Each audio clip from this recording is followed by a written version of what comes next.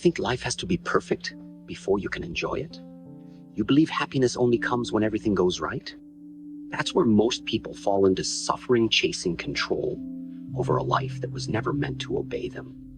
You want plans to unfold exactly as you imagined. But life is not a machine. It's wild, it's free, and it often ignores your expectations. I've been rejected. I've lost opportunities for reasons beyond my control, but I didn't waste time being bitter. I focused on what I could, shape my mind, my spirit, my response. That is where real freedom begins. I'm not in this world to live up to your expectations, and you're not in this world to live up to mine. That's the truth. And when you stop resisting what is and start mastering who you are, you'll discover this. You don't need a perfect life to love it. You just need the strength to love it anyway. Let me show you how. 1. Accept the flow, don't fight the river. There was a time in my life when I believed that I could force everything into place. That if I just worked hard enough, trained long enough, and focused intensely enough, I could bend life to my will. I believed that through sheer effort and discipline, I could control the outcome of every situation. But life humbled me. I suffered a serious back injury, and the doctors told me I might never fight again. For someone who built his entire identity on physical strength and movement, it felt like everything I had worked for was being taken away. All the plans I had made, all the dreams I had shaped, suddenly slipped out of my hands. And in that painful moment, I was forced to confront a truth I had always resisted. Life cannot be controlled. Life doesn't follow your schedule. It doesn't care about your expectations. It has its own rhythm, its own current, and it moves with or without your approval. Trying to force it to move in a straight line, your line, is like trying to stop a river with your bare hands. When you try to stand stiff and unyielding against the natural flow of life, you don't stop the current, you end up breaking yourself. That's exactly what happened to me. But through that breaking, I found awakening. I began to realize that life is not something you overpower. It is something you learn to understand. Just like water, it flows freely, sometimes around you, sometimes through you, and sometimes against you. So I stopped fighting. I stopped trying to force life to obey me, and I started listening to it. I learned to move with it, not against it. And in that movement, I found power. If life pushes you into unfamiliar waters, don't fight the current out of fear. Don't waste your strength trying to swim backward toward what used to be. Let go. Trust that the current, as chaotic as it seems, may be carrying you somewhere you need to go, even if you don't understand it yet. Flow with it. Adjust. Learn. Transform. The moment you stop resisting what's happening and start embracing it as part of your journey, something shifts. Even the darkest experiences begin to reveal their purpose. Pain becomes a teacher. Struggle becomes a stepping stone. And you begin to realize that peace doesn't come from controlling life, it comes from aligning with it. The secret to truly loving your life, especially when everything feels out of place, is not to grip tighter or scream louder. It's to let go, breathe deeply, and learn to dance with the very chaos you once feared. 2, suffering is a form of training. Pain is something most people run from. The moment life gets hard, when plans fall apart, when relationships end, when failure strikes, most people panic, shut down, or start asking, why me? But I want to tell you something that most people don't realize until it's too late.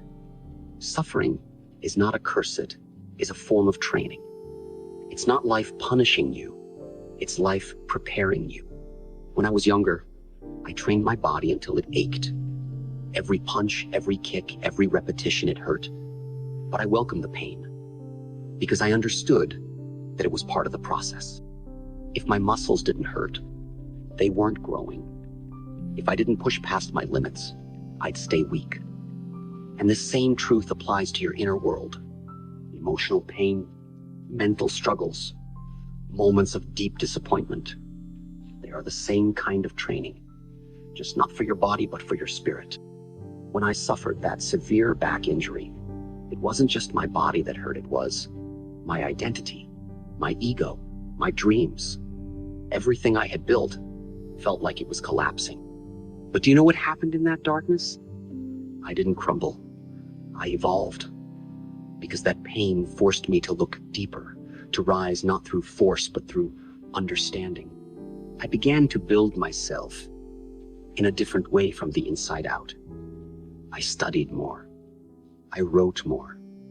I developed philosophies that would later shape the world, not because I was winning, but because I was hurting. So when you feel like life is beating you down, ask yourself, what is this moment trying to teach me? Because every difficulty contains a lesson. Every heartbreak contains the seeds of strength. Every failure is a message that something deeper in you is waiting to be awakened. Most people think strength means never falling, but real strength is falling and getting up again each time with more wisdom than before. You cannot become your highest self by skipping the hard parts. You cannot build mental and emotional muscles without resistance. Just like fire tempers steel, suffering sharpens character. It humbles you. It deepens you. It shows you who you really are beneath the surface. If you're in pain right now, don't numb it. Don't run from it. Sit with it. Learn from it. Let it shape you. And when you come out the other side, you won't just have survived, you'll have transformed. That's the beauty of suffering. That's why it's not your enemy, it's your teacher. The sooner you stop asking, why is this happening to me? And start asking, what is this making of me? The sooner you'll start loving your life, even in the middle of the struggle. 3. Stillness. In chaos is real power. Anyone can appear calm when the room is quiet, when the sun is shining, and everything is going according to plan. But that kind of calm is easy. It's superficial. It doesn't mean anything when life is gentle. The real test, the true measure of your strength, is whether you can remain calm and centered when your world is falling apart, when nothing is going your way, and when every voice around you is screaming for you to panic. That's when it matters. That's when stillness becomes your greatest weapon. When I was training in martial arts, people always admired speed, the quick punch, the fast kick, the sudden movement. But what they didn't always understand is that speed without awareness is chaos. A fast fighter who loses his mind in the fight becomes sloppy, dangerous, and vulnerable. Real mastery is not just about movement, it's about control. It's about staying grounded while everything around you tries to knock you off balance. In battle, the calmest mind wins. The fighter who pauses before reacting, who watches instead of panicking, who breathes deeply even under pressure, that's the one who dominates the fight. And it's not just about fighting. Life itself is a battlefield. There are moments when you will feel surrounded by problems, by fear, by doubt, by noise. Your mind will want to spin out of control. Your emotions will try to hijack your decisions. And in that storm, most people react impulsively. They shout, they break down, they make choices that only lead to more damage. But what if, in that moment of chaos, you chose stillness? What if you paused instead of panicked? What if you took one breath not to escape, but to come back to yourself? I trained myself to find that stillness not just in the dojo, but in my daily life. Because stillness is not weakness. It's clarity. It's power. It's the space between stimulus and response. And in that space, you gain control over the only thing that truly matters, your mind. When your heart is racing and your world feels loud, I want you to remember this power doesn't always roar. Sometimes it whispers. Sometimes it looks like silence. Sometimes It's the ability to close your eyes in a storm and say to yourself, I will not be moved. That's not running away. That's taking your position. That's anchoring yourself like a mountain while the winds scream around you. So don't be fooled by appearances. The loudest person is not always the strongest. The fastest movement is not always the smartest. The one who reacts first is not always the winner. The true warrior, the masteries, the one who can stand still when everything else is spinning. And when you learn to access that level of calm, of mental stillness, even when your life is in chaos, you gain a kind of freedom most people never know. That's when you begin to love your life, not because it's peaceful, but because you've discovered peace within yourself. And once you have that, no chaos outside can ever defeat you. 4. Detach from what you cannot control. One of the greatest sources of human suffering is attachment to how we think life should go. Attachment to outcomes, to people, to timelines, to identities we've constructed in our minds. We hold on so tightly to the image of how things are supposed to be that when life takes a different path, we feel lost, angry, or even betrayed. But life was never obligated to meet your expectations. It's not your servant. It's not your blueprint. Life moves in its own rhythm. And if you tie your happiness to controlling it, you will suffer endlessly. I've lived this truth. In Hollywood, I was rejected not because of my talent, but because of how I looked, how I spoke, what I represented. I knew I had something powerful to offer, but doors kept closing. It didn't matter how hard I worked or how skilled I became. Some things were simply out of my control. And believe me, I wanted to fight it. I wanted to force the world to see what I saw. But over time, I realized something very important. My peace could not depend on other people's decisions. My power could not be tied to things I couldn't command. That's when I began to practice detachment, not coldness, not indifference, but freedom. I gave my absolute best in everything I did. I poured my heart into my training, into my philosophy, into my vision. But once I gave it, I let go. I detached from the outcome. If a role came to me, good. If it didn't, I didn't let it define my worth. If a student stayed, I taught them with passion. If they left, I didn't chase them. Why? Because clinging to things outside yourself is like tying your identity to a wave in the ocean. The moment it shifts, you lose yourself. And life, my friend, is nothing but waves. You cannot control how people treat you. You cannot control whether things go according to plan. You cannot control whether success comes tomorrow or 5 years from now. What you can control is how you show up, how you respond, how you choose to feel. That's the core of detachment, recognizing what belongs to you and what never did. Most people think detachment means not caring, but that's a mistake. True detachment means you care deeply, but with clarity. You give your all, but you're not held hostage by the results. You love, but you don't lose yourself in the process. You dream, but you don't crumble if the dream changes. When you master this, you become dangerous. Not because you're cold, but because you're untouchable by things that destroy others. You walk into situations knowing your peace is already intact. You no longer beg life to go your way. You simply adapt, move, and evolve. Let me give you a clear example. Imagine you're holding sand in your hand. If you squeeze too tightly, trying to keep every grain, it slips through your fingers. But if you hold it gently, openly, it stays. That's life. That's how you must approach everything. With grace, not desperation. With presence, not pressure.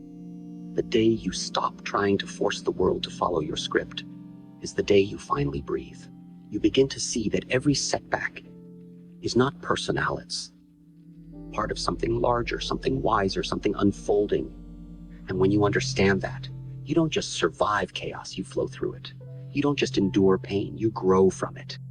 So if things aren't going your way right now, stop trying to control every detail.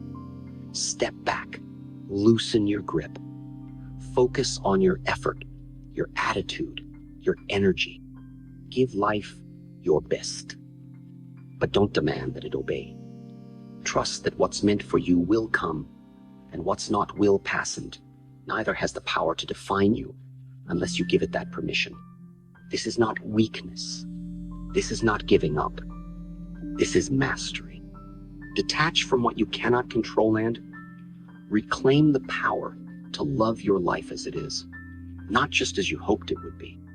5. Reclaim the power of choice. There is one thing, one force that remains yours, no matter how chaotic, unfair, or painful life becomes.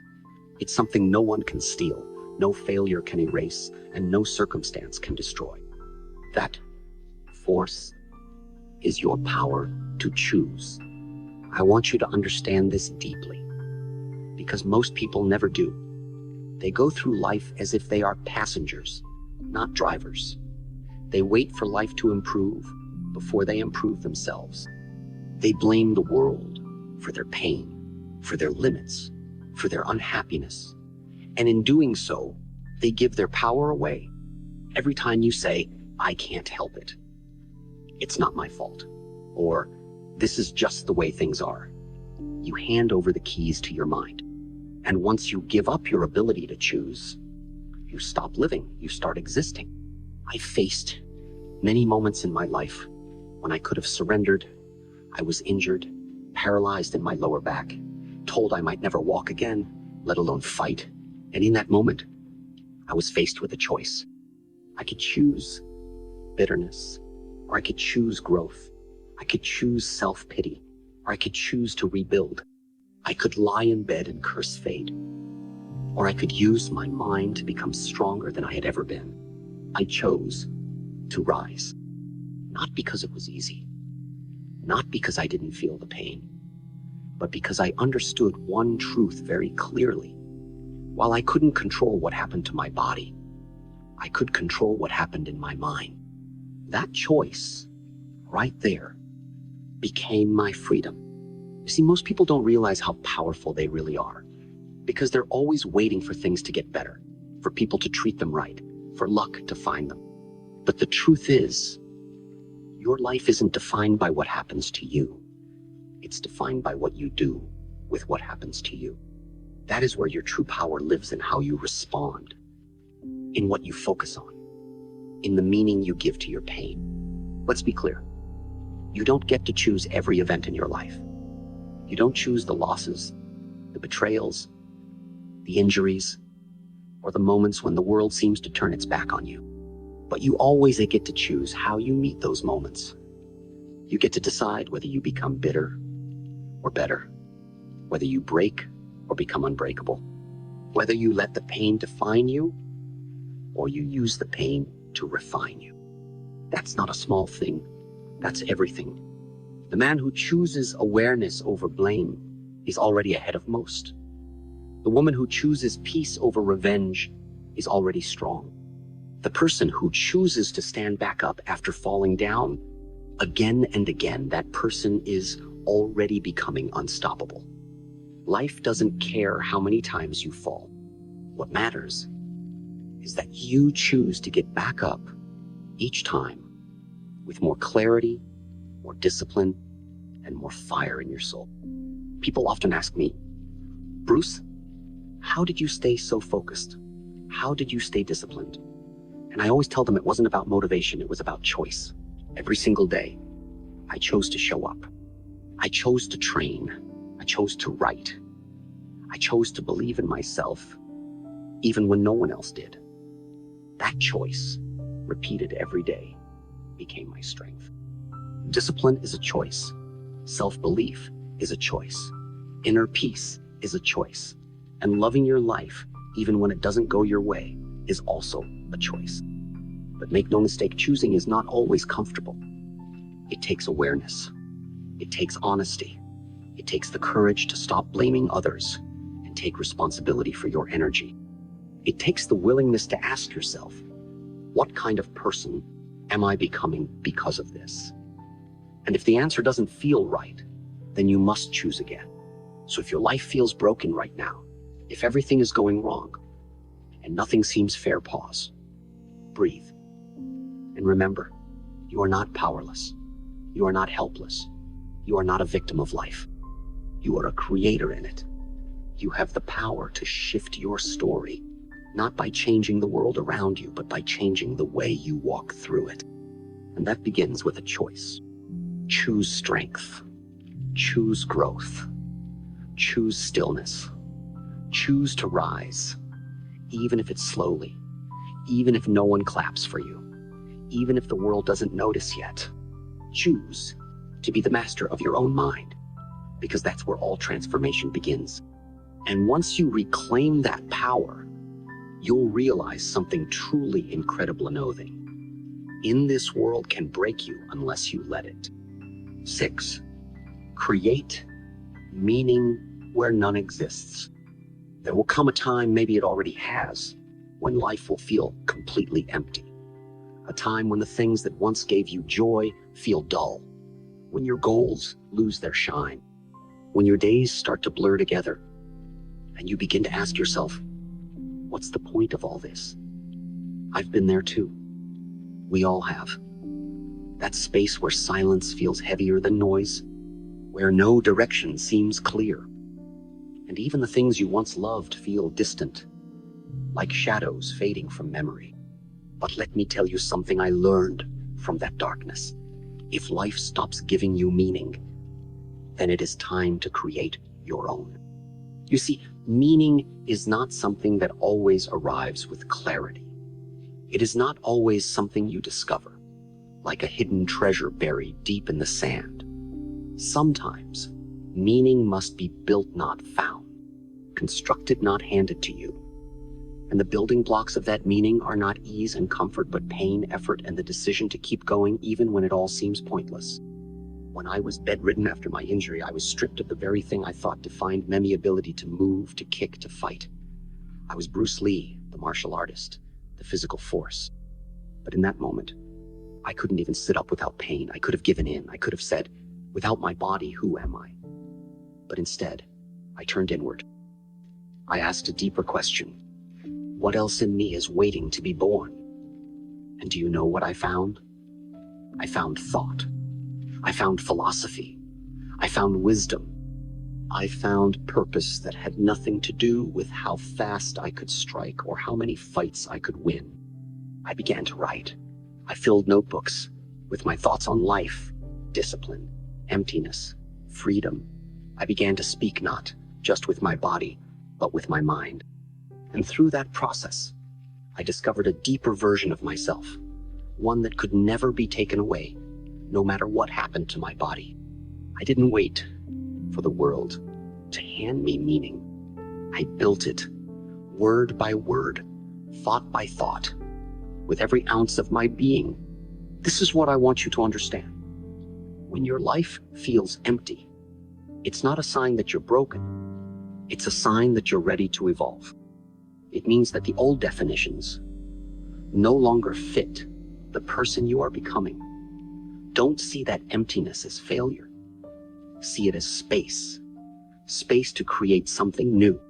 Space to define your life, not by what the world expects of you, but by what you decide is worthy of your time, your energy, and your soul. So start where you are. If everything feels meaningless, then create meaning in the smallest things. Wake up and make your bed not because someone is watching, but because it's your way of saying, I still care. Write one sentence. Speak one kind word. Pick up one piece of your broken self and hold it with compassion. Plant a seed in the silence. Every act, no matter how small, becomes a declaration. I am still alive. I still have power. I still get to decide what this life will mean to me. You must stop waiting for life to give you purpose wrapped in perfection. It rarely works that way. Meaning comes through action. It comes through showing up when you don't feel like it, through creating when no one is applauding, through loving when your heart is tired, through giving when you feel empty. In these moments, you become the artist of your own soul. You stop being a passive observer and begin to sculpt your reality with intention and courage. And here's something else. Sometimes, meaning is not grand or glorious. Sometimes it's quiet. It's in the way you take care of yourself when no one sees. It's in the way you keep learning, keep showing up, keep honoring your journey. You don't need the world's approval to live a meaningful life. You only need to decide that your existence matters. Even in the silence, even in the struggle, even when everything feels like it's falling apart. So, the next time you feel lost or directionless, don't ask the world to save you. Ask yourself, what can I build right now, right here, with what I have? Don't underestimate your ability to turn pain into purpose, to turn emptiness into creativity, to turn silence into transformation. That's the warrior's path, not to be given meaning, but to create it day after day from the inside out. That is how you begin to love your life again, not because it suddenly makes sense, but because you decided to make it matter anyway. 7. Love the warrior, not just the victory. Too many people fall into the same trap. They only love themselves when they're winning, only feel worthy when others are clapping, only believe in life when everything is going right. But what happens when the applause stops? When the results don't come? When all your effort seems to vanish into silence? I'll tell you what happens. Most people turn on themselves.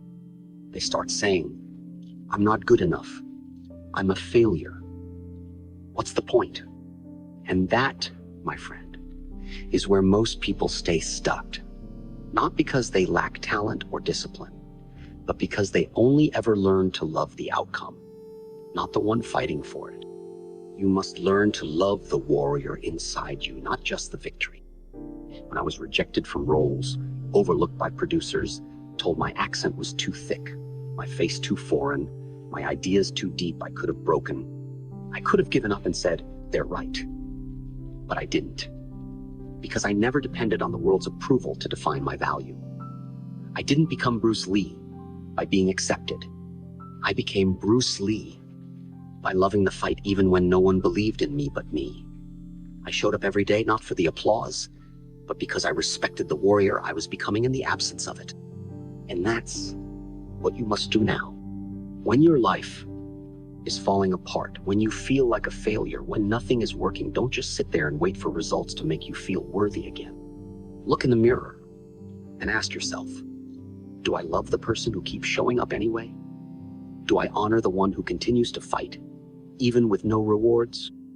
Because that's the real you. The unfiltered, unrecognized, unbreakable you.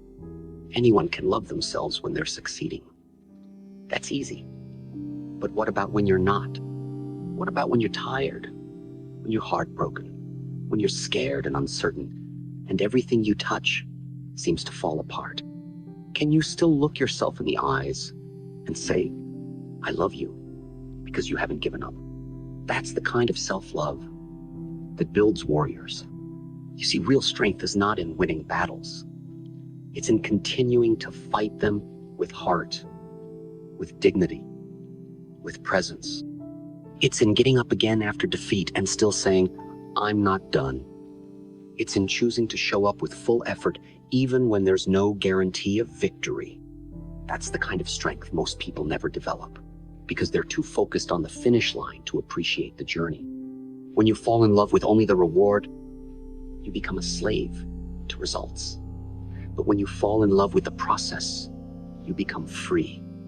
Free to evolve, free to fail, free to rebuild without shame. And it is that freedom that makes you unstoppable. There were moments I trained so hard that my body screamed for rest. Moments I wrote page after page that no one would ever read. Moments I faced silence, rejection, and invisibility. But I loved myself in those moments, not because I had something to show, but because I was becoming someone I could respect. That's the difference. Success is not a destination. It's a side effect of showing up like a warrior, again and again, even when the world gives you nothing in return. So let me ask you, can you love your life even when it's hard? Can you love your effort even when it doesn't produce immediate results? Can you love your character even when no one is watching?